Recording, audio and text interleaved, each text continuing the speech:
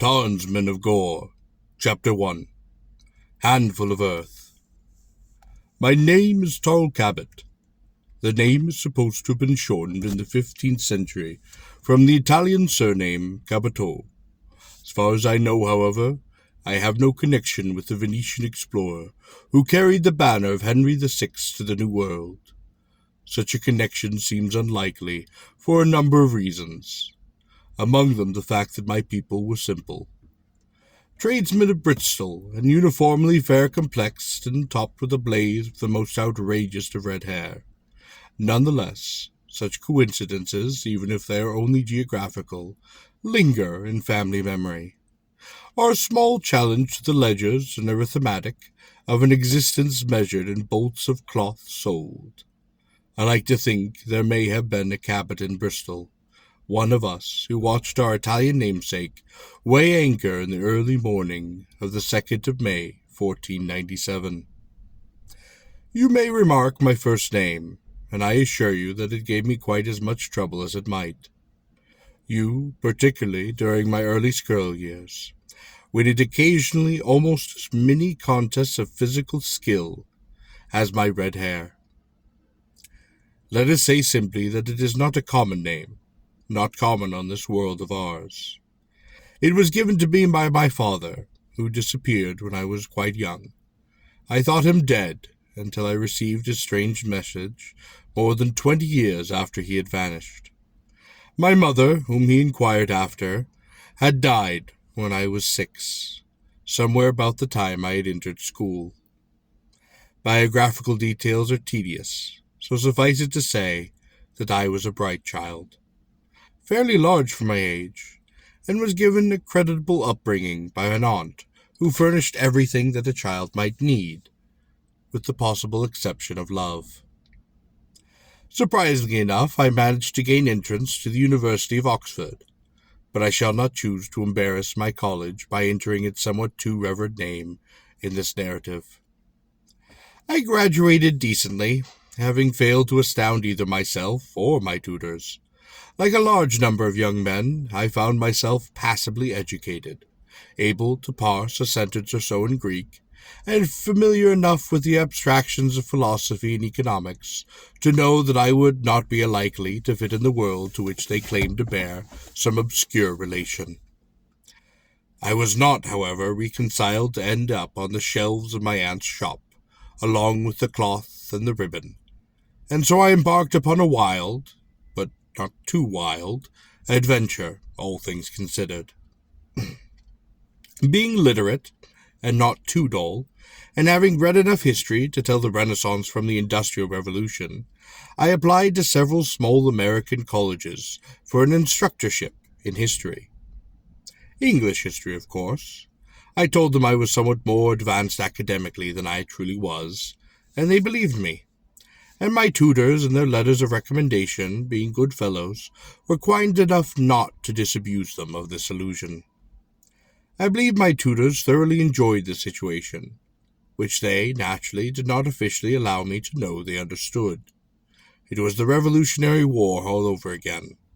One of the colleges to which I applied, one perhaps somewhat less perceptive than the rest, a small liberal arts college for men in New Hampshire, entered into negotiations, and I had soon received what was to be my first, and I suppose my last, appointment upon the academic world. In time I assumed I would be found out. But meanwhile I had my passage to America paid, and a position for at least 1 year. This outcome struck me as being pleasant, if perplexing state of affairs. I admit I was annoyed by the suspicion that I had been given the appointment largely upon the grounds that I would be a faculty exotica. Surely I had no publications, and I am confident there must have been several candidates from American universities whose credentials and capacities would have far outshone even my own, except for the desolate British accent. Yes, there would be the round of teas and the cocktail and supper invitations. I did like America very much, though I was quite busy the first semester, smashing through numerous texts in an undignified manner, attempting to commit enough English history to memory to keep at least a reign or so ahead of my students. I discovered, to my dismay, that being English does not automatically qualify one as an authority upon English history. Fortunately, my departmental chairman, a gentle-to-spectacle man, whose specialty was American economic history, knew even less than I did, or at least was considerate enough to allow me to believe so.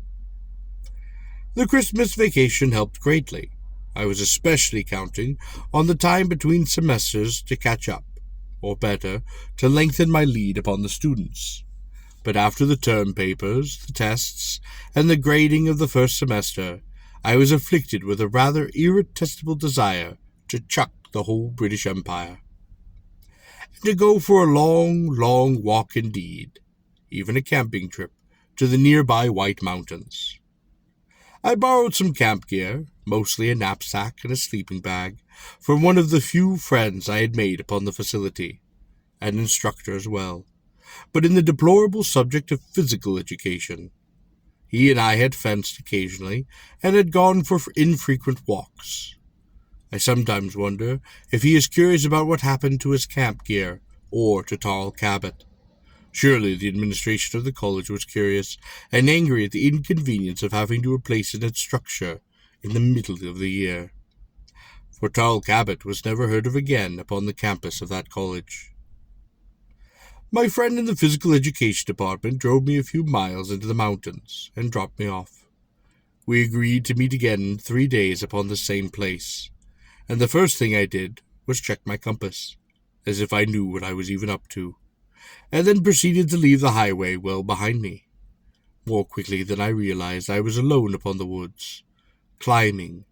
Bristol, as you know, is a heavily urbanized area, and I was not well prepared for my first encounter with true nature. Surely the college, though somewhat rural, was at least one of the outworks of, say, material civilization. I was not frightened, being confident that walking steadily in any given direction would be sure to bring me to one highway or another, or some stream, and that it would be impossible to truly become lost, at least for too long. Primarily, I was exhilarated, being alone with myself in the green pines and the patches of loose snow. I trudged for the better part of 2 hours before I finally yielded to the weight of the pack. I ate a cold lunch and was upon my way again, getting deeper into the mountains. I was pleased that I had regularly taken a turn or two round the college track. That evening I dropped my pack near a rock platform and sat about gathering some wood for a fire. I had gone a bit from my makeshift lamp when I stopped, startled for a moment. Something in the darkness to the left, lying upon the ground, seemed to be glowing. It held a calm, hazy blue radiance. I put down the wood I had gathered and approached the object. More curious than anything else, it appeared to be a rectangular metal envelope, rather thin, and not much larger than the normal envelope one customarily uses for correspondences. I touched it, and it did seem to be hot. My hair rose upon the back of my head, and my eyes widened. I read, in a rather archaic English script, inscribed upon the envelope, 2 words, my own name, Tarl Cabot. This was a joke. Somehow my friend had followed me. He must be hiding somewhere within the darkness. I called his name, laughing. There was no answer. I raced about in the woods for a moment, shaking bushes, batting the snow from low-hanging branches of pines. I then walked more slowly, more carefully, being quiet and sneaky. I would find him. Some minutes passed. I began to grow cold, angry. I shouted to him. I widened my search, keeping that strange metal envelope with its blue ambience the center of all my movements. At last I realized that he must have planted the odd object, left it for me to discover, and was probably upon his way home by now, or was perhaps simply camping somewhere nearby. I was confident he was not within earshot, for he would eventually have responded. It was no longer funny, not if he was near. I returned to the object and picked it up. It seemed to be much cooler now, though it was still quite distinctly impressive of warmth. It was a strange object. I brought it to my camp, and I built a small fire. Against the darkness and cold, I was shivering, in spite of my own heavy clothing. I was sweating, my heart was beating, and my breath had become short. I was becoming frightened. Accordingly, slowly, calmly, I set about tending to the fire. I opened a can of chili and set up sticks to hold the tiny cooking pot over the fire. These domesticated activities slowed my pulse, and succeeded in convincing me that I could be patient, and was even not too much interested in the contents of that metal envelope.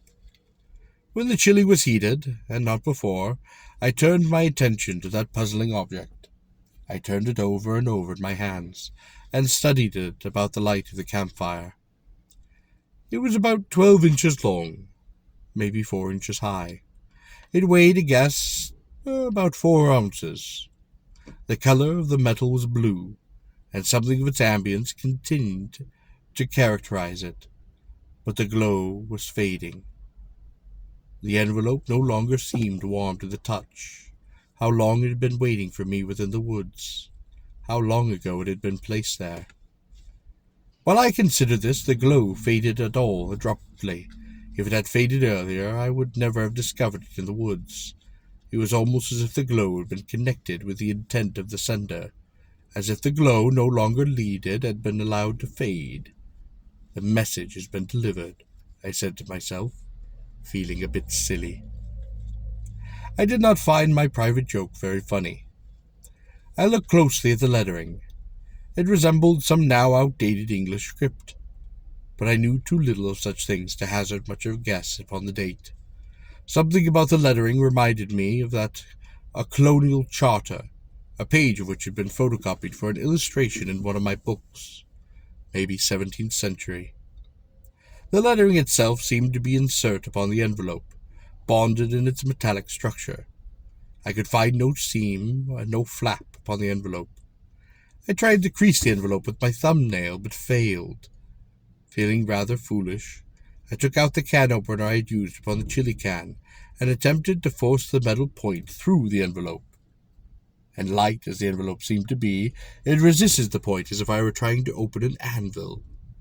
I leaned on the can opener with both arms, pressing down with all of my weight. The point of the can opener bent upon a right angle, but the envelope had not even been scratched. I handled the envelope carefully, puzzled, trying to determine if it might be opened. There was a small circle upon the back of the envelope. In that circle seemed to be the print of a thumb. I wiped it upon my sleeve, but it did not disappear. The other prints upon the envelope from my fingers wiped away immediately. As well as I could, I scrutinized this print upon the circle. It, too, like the lettering, seemed a very part of the metal, yet its ridges and lineaments were exceedingly delicate. At last I was confident that it was indeed part of the envelope, and I pressed it with my finger.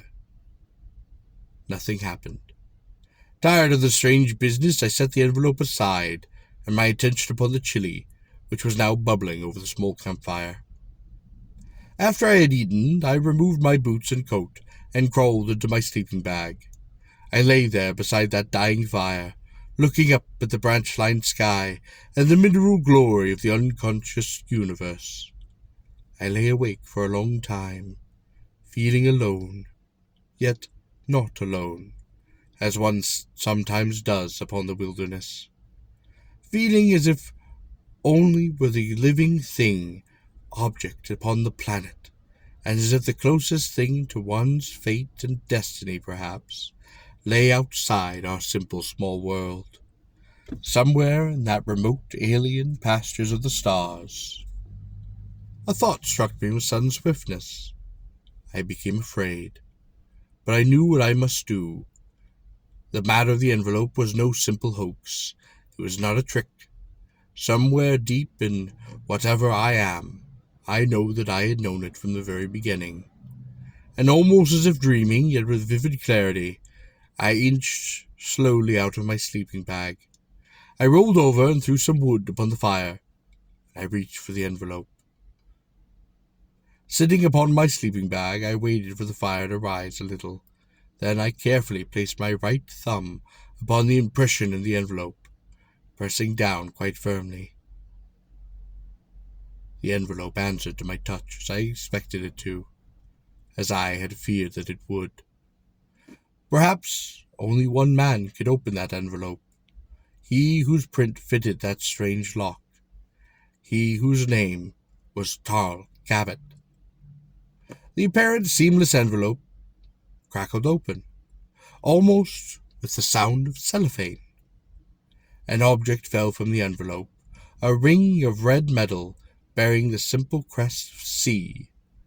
I barely noticed it in my excitement, for there was lettering upon the inside of the envelope, which had opened in a manner surprisingly like a foreign airmail letter, where the envelope also serves as the stationery. The lettering was in the same script as my name upon the outside of the envelope, and I noticed the date and froze. My hands clenched upon that metallic paper. It was dated the 3rd of February, 1640. It was dated more than 300 years ago, and I was reading it upon the 6th decade of the 20th century. Oddly enough, also, the day on which I was reading it was the 3rd of February. The signature of the bottom was not in old script, but might have been done in modern cursive English. I had seen the signature once or twice before, on some letters my aunt had saved. I knew the signature, though I could not remember at all the man.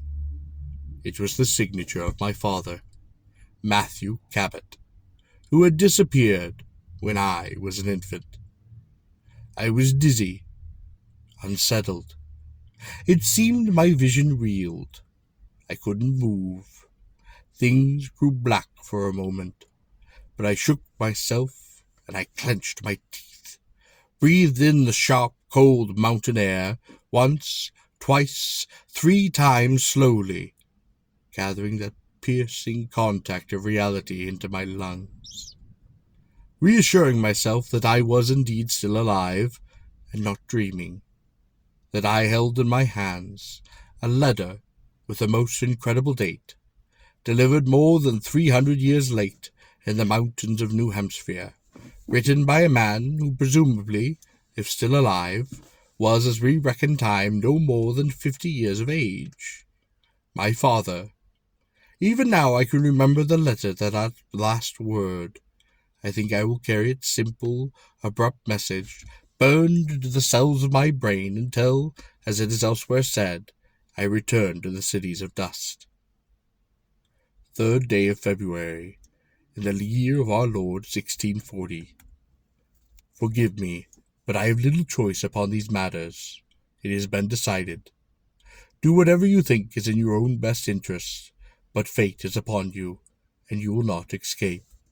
I wish health to you and to your mother. Carry on your person this ring of red metal, and bring me, if you would, a handful of our green earth. Discard this letter, for it will be destroyed. With affection, Matthew Cabot. I read and reread the letter, and had become unnaturally calm. It seemed clear to me that I was not insane, for if I was, that insanity was a state of mental clarity and comprehension quite apart from the torment that I had conceived it to be. I placed the letter in my knapsack. What I must do was fairly obvious. Make my way out of the mountains as soon as it was light. No, that might be too late. It would be mad, scrambling about in the darkness, but there seemed to be nothing else that would serve. I did not know how much time I had, and even if it was only a few hours, I might be able to reach some highway, or stream, perhaps even a cabin. I checked my compass to get to the bearing back to the highway. I looked uneasily about in the darkness. An owl hooted upon me once, perhaps 100 yards to the right. Something out there might be watching me. It was an unpleasant feeling. I pulled my boots and coat, rolled up my sleeping bag, and fixed the pack upon me. I kicked the fire to pieces, stamped out the embers, and scuffled dirt over the hole. Just as the fire sputtered out, I noted a glint upon the ashes. Bending down, I retrieved that ring. It was warm from the ashes. It was hard, it was substantial, it was a piece of reality. It was there. I dropped it into the pocket of my coat and started off on my compass bearing, trying to make my way back to the highway. I felt stupid trying to hike upon the dark. I was asking for a broken leg or an ankle, if not a neck. Still, if I could put a mile or so between myself and that old camp, that should be sufficient to give myself the margin of safety that I felt I needed. From what? I don't know. I might then wait until morning, start off in the light, secure, confident. Moreover, it would be a simple matter to cover one's tracks upon the light. The important thing was not to be at that camp. I had made my way perilously through the darkness for perhaps 20 minutes, when, to my horror, my knapsack and bedroll seemed to burst into blue flames upon my back. It was an instant's action to hurl them from me, and I gazed in bewildered, awe-stricken, at what seemed to be a furious blue combustion that lit the pines on all sides, as if with acetylene flames. It was like staring deep into a furnace. I knew that it was the envelope that had burst into flame, taking with it my knapsack and my bedroll. I shuddered, thinking what might have happened if I had been carrying that within the pocket of my coat. Strangely enough, now that I think of it, I didn't run headlong from this spot, though I can't see why. And the thought did cross my mind with that bright, flare-like luminescence would reveal my position, if it was of interest to anyone or anything nearby. With a small flashlight, I knelt beside the flakes of my knapsack and bedroll. The stones on which they had fallen were deeply blackened. There was no trace of that envelope. It seemed to have been totally consumed. There was an unpleasant acidic odor within the air, some fumes of a sort that I was not familiar with. The thought came to me that the ring, which I had dropped in my pocket, might similarly burst into flame. But, unaccountably perhaps, I did doubt it. There might be a point in someone destroying the letter, but presumably there would be little point or no point at all in destroying of the ring. Why should I have been sent it, if not to have been kept? Besides, I had been warned about the letter, a warning I had foolishly neglected, but had been asked to carry the ring. Whatever it was, father or no, that was the source of those frightening events. It did not seem to wish any harm upon me. But then I thought, somewhat bitterly, floods and earthquakes presumably wish no harm upon the other as well. Who knew the nature of the things of force that were afoot that night within the mountains? Things and forces that, perhaps, might smash me, casually as one innocently steps upon an insect without being aware of it, or even caring. I still had the compass, and that constituted a firm link to reality. The silent but intense explosion of the envelope into flames had caused me to be momentarily confused. That, and the sudden return to the darkness from a hideous glaring light of the distinguishing envelope. My compass would get me out. With my flashlight, I examined it, as the thin, sharp beam struck to the face of the compass. My heart stopped. The needle was spinning crazily and oscillating back and forth, as if the laws of nature had suddenly been abridged within its vicinity. For the first time since I had opened that envelope, I began to lose control. The compass had been my anchor and my trust. I had counted upon it. Now it had snapped and gone crazy. There was a loud noise, but now that I think, it might have been the sound of my own voice. A sudden, frightened shriek of which I shall always bear shame. The next thing I was running like a damned animal, in any direction, in every direction. How long I ran I do not even know. It may have been hours, perhaps only a few very brief minutes. I slipped and fell a dozen of times, and ran into the prickly branches of pines, the needles stabbing upon my face. I may have even been sobbing. I remember the taste of salt upon my mouth, but mostly I remember a blind, headlong flight, a pain-stricken, unworthy, and sickening flight. Once I saw two eyes upon the darkness. I screamed and I ran from them, hearing the flap of wings behind me and the startled cry of a night owl. Once I startled a small band of deer, and found myself in the midst of the bounding shapes, buttering me in the darkness. The moon then came out, and the mountains were suddenly lit with its very cold, dark beauty. White upon the snow and the trees and the side of the slope, sparkling upon the rocks. I could run no further, and I fell to the ground, gasping for breath, suddenly asking myself why I had run at all. For the first time in my life, I felt full, unreasonable fear, and it had gripped me like the paws of some grotesque predatory animal. I had surrendered to it for just a moment, and it had become a force that had carried me, hurling me about as if I were a swimmer captured within that surging wave, a force that could not be resisted. It had departed now. I must never surrender to it again. I looked around and recognized the platform of rock near which I had set my bedroll. I am the share of my fire, and I had returned to my camp. Something and somehow I knew that I would. As I lay there on the ground in the moonlight, I felt the earth beneath me, against my aching muscles and the body that was covered with the foul-smelling sheen of fear and sweat. I felt then that it was good even to feel pain. Feeling was an important thing, for it meant that I was alive. I then saw the ship descend. For a moment it looked like a falling star, but then it suddenly became clear and substantial, like a broad, thick disk of silver. It was silent and settled on its rock platform, scarcely distributing the light snow that was scattered upon it.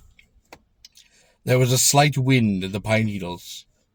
I rose to my feet, and as I did so a door upon the side of the ship slid quietly upward. I must go in. My father's words recurred in my memory. The fate is upon you. Before entering that ship, I stopped at the side of the large flat rock on which it rested. I bent down, and I scooped up, as my father had asked of me, a handful of our good green earth. I, too, felt that it was important to take something with me, something which, in a way, was my own native soil, the soil of my planet, the soil of my world.